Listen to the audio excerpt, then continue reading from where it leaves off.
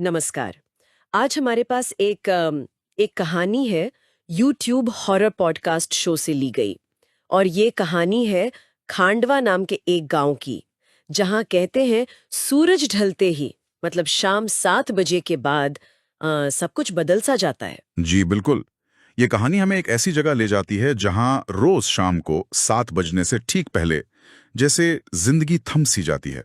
लोग अपने घरों में सिमट जाते हैं, खिड़की दरवाजे एकदम कसकर बंद कर लेते हैं, यहां तक कि मोटे पर्दे भी गिरा दिए जाते हैं। माहौल में एक अजीब सा तनाव महसूस होता है। हाँ, और मैंने सुना बाकायदा घंटियां भी बजती हैं, जैसे कोई चेतावनी दे रहा हो कि भाई 7 बजने वाले हैं, जल्दी अपने अपने घरों की तरफ जाओ। ये सिर्फ कोई आम नियम नहीं लगता है ना, इसके पीछे कुछ ज्यादा गहरा है शायद। गहरा डर है। हाँ। उन बाशिंदों का डर, वो रहस्यमयी लोग, या शायद जैसा कहानी में बताया गया है, गांव के ही मरे हुए लोग जो रात के अंधेरे में 7 बजे के बाद गांव में घूमते हैं।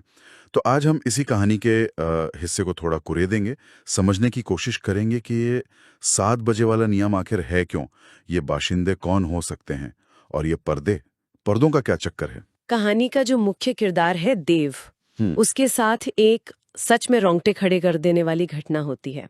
रात के 7 बज चुके हैं, दरवाजे पर कोई दस्तक देता है और बाहर से आवाज आती है उसकी माँ की, नंदिनी की, जो मर चुकी है, और वो उसे दरवाजा खोलने को कह रही है।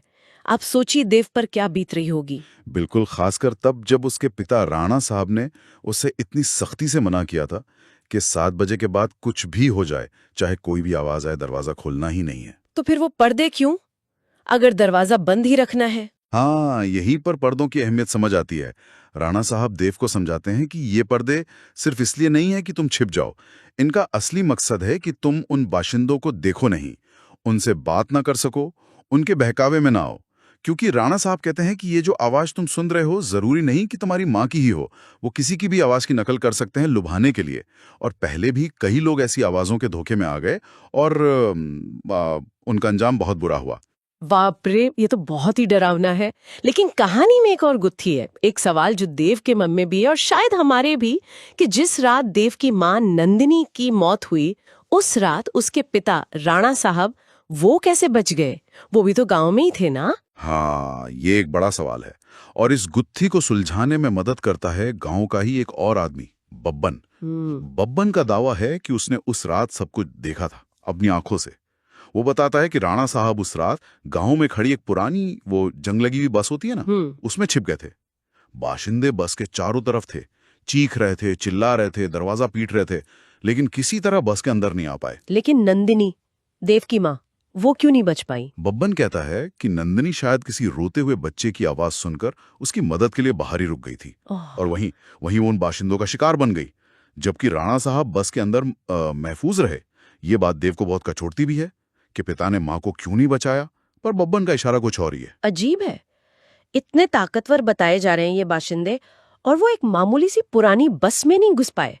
क्या मतलब, बस में कुछ खास था या सिर्फ किस्मत थी राणा साहब की? इस पूरे डर वाली पहेली को सुलझा सकता है। बब्बन बताता है कि अगली सुबह जब उसने हिम्मत करके उस बस के अंदर झांका, तो उसे ड्राइवर की सीट के पास क्या मिला? एक रुद्राक्ष की माला लटकी हुई मिली। रुद्राक्ष? हाँ, रुद्राक्ष।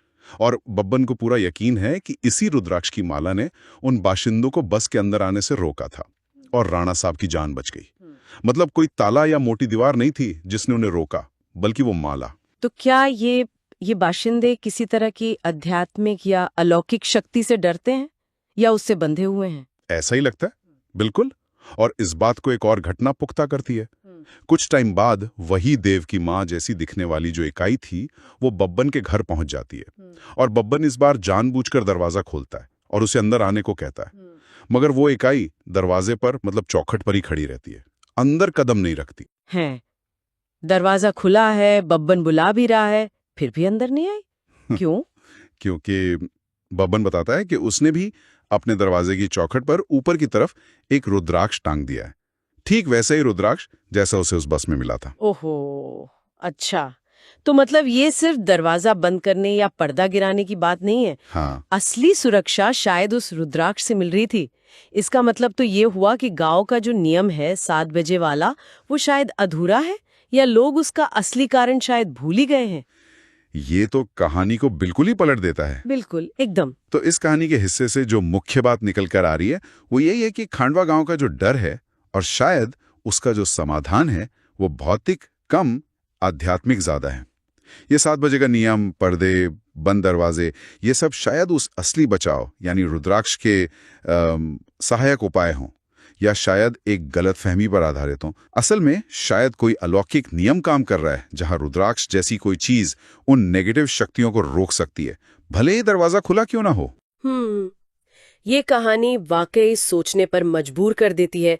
ये हमें खांडवा के उस अंधेरे से निकालकर एक अलग ही सवाल के सामने खड़ा करती है कि अगर ये सच है तो ये बाशिंदे आखिर हैं क्या? क्या वो सच में गांव के मरे हुए लोग हैं या कुछ और एक साधारण सी दिखने वाली रुद्राक्ष की माला में ऐसी कौन सी शक्ति हो सकती है जो उन्हें रोक दे?